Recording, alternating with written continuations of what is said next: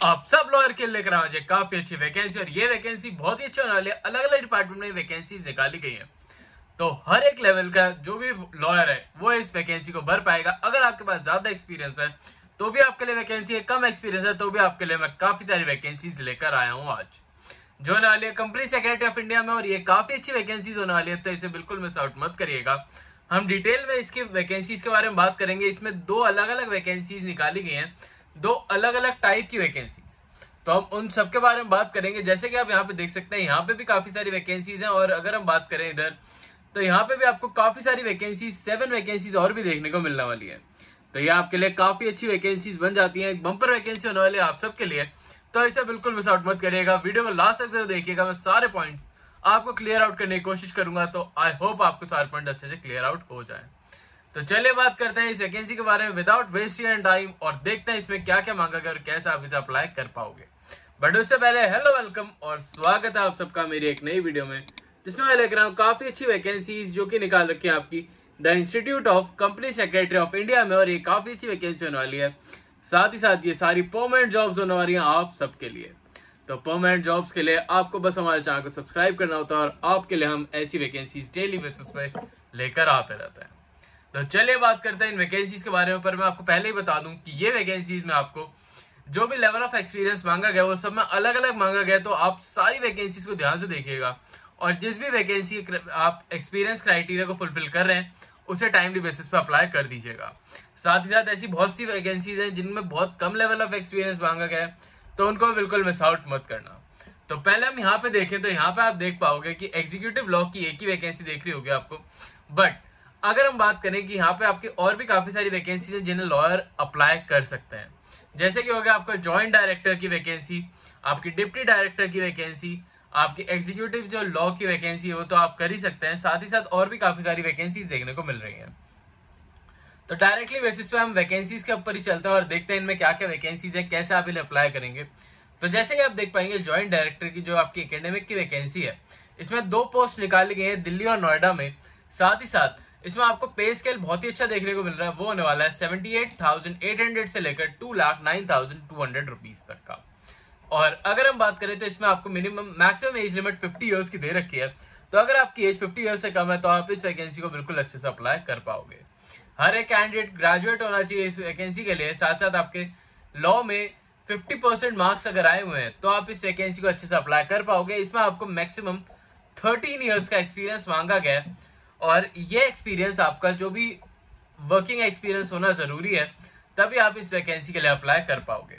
अब अगर हम बात करें यहाँ पे आपकी दूसरी वैकेंसी के बारे में, तो दूसरी वैकेंसी होने वाली है आपकी डायरेक्टर की, डिप्टी डायरेक्टर की वैकेंसी होगी। ये इसमें 2 पोस्ट निकाली गई है, जिसमें दिल्ली और नोएडा में ये वैकेंसीज होने वाली है। साथ ही साथ ये लेवल 11 की आपकी वैकेंसीज होंगी, जिसमें आपको 67,700 से लेकर 2,08,700 रुपीज तक मिलने वाला है। इसमें आपको काफी अच्छे, जो भी हम एज लिमिट की बात करें तो एज लिमिट इसमें 40 इयर्स दे रखी है। ये काफी अच्छी वैकेंसीज होने वाली है। इसमें भी आपको 50% मार्क्स अपने लॉ में आपके हुए होने चाहिए। साथ ही साथ आप एक रिकॉग्नाइज्ड यूनिवर्सिटी से होना आपका काफी ज्यादा जरूरी बन जाता है।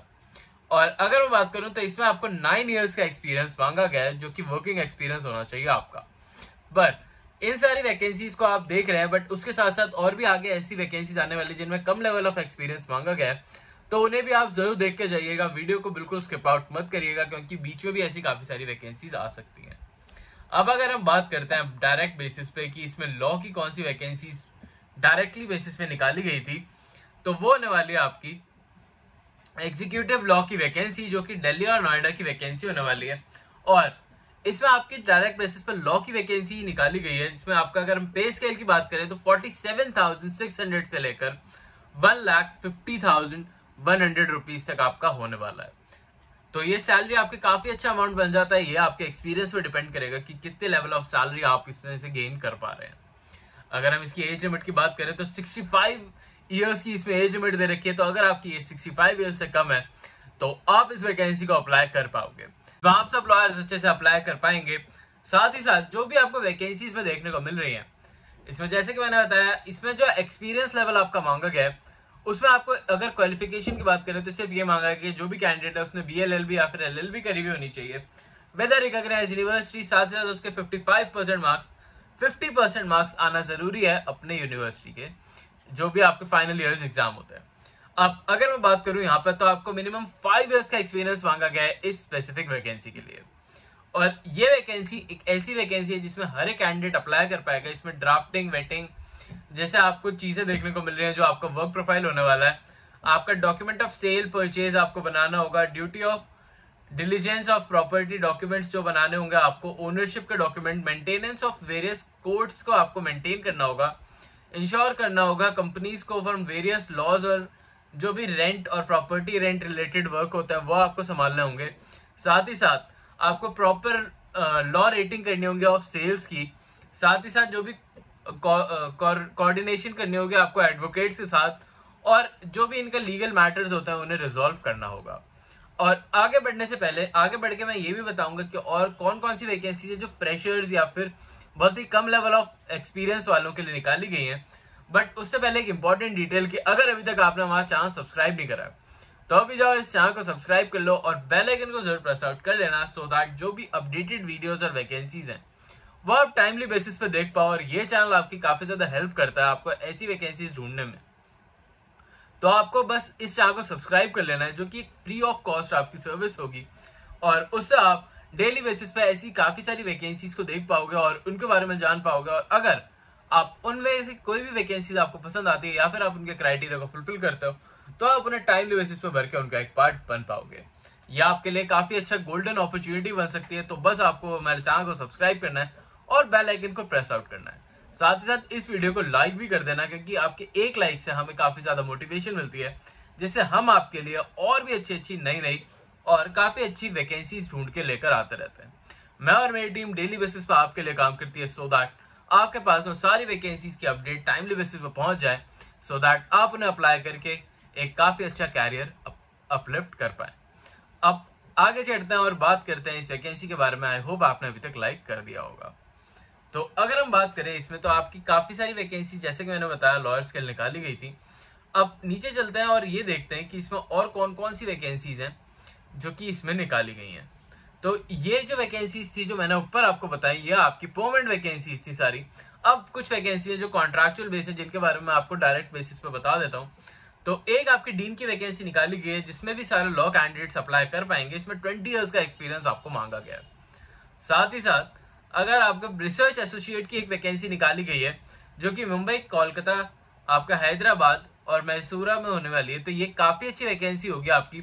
इसमें 50,000 पर मंथ की सैलरी देखने को मिल रही है, 40 इयर्स का आपको एज रिलैक्सेशन देखने को मिल रहा है। साथ साथ हर एक लॉ कैंडिडेट इसमें अप्लाई कर पाएगा। इसमें आपको 5 इयर्स का एक्सपीरियंस मांगा गया है। इसमें जो भी आपका कॉन्ट्रैक्ट, कॉर्पोरेट गवर्नेंस और नॉन कॉर्पोरेट एंट्रीज और ये सारा आपका वर्क प्रोफाइल रहने वाला है। अब हम बात करते हैं एक ऐसी वैकेंसी के बारे में जो इसी डिपार्टमेंट में निकाली गई है, बट उसका जो नोटिफिकेशन है वो दूसरा नोटिफिकेशन है, तो हम उसके बारे में भी बात कर लेते हैं।